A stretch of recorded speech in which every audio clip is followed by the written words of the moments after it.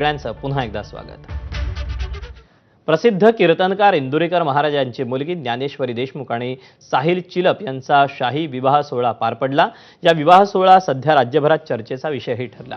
इंदुरीकर महाराजांच्या मुलीच्या लग्न सोहळ्याला मुख्यमंत्री देवेंद्र फडणवीस, उपमुख्यमंत्री एकनाथ शिंदे, मंत्री छगन भुजबळ, आमदार अमोल खताळ, आमदार विठ्ठल लंघे, आमदार श्वेता महाल यांनी हजेरी लावली। संगमनेरमध्ये तब्बल 100 एकराच्या परिसरात या भव्य दिव्य विवाह सोहळ्याचं आयोजन करण्यात आलेलं होतं। यापूर्वी इंदुरीकर महाराज यांनी मुलीच्या साखरपुड्यावरही मोठा खर्च केला होता।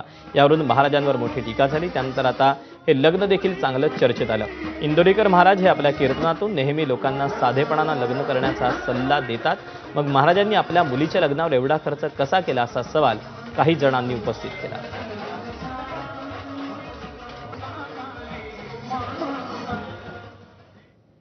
आजच्या व्यवहाराबद्दल साखरपुड्याची चर्चा अशी महिनाभर झाली,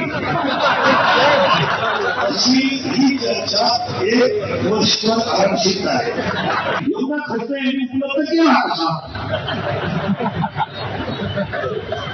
हे पैसे आणले म्हणून मग काही एक वर्ग असा म्हणे शेतीतेच गोळा केले आणि शेतीला गेले, दुसरा वर्ग असा म्हणे त्यांनी जनता लुटली,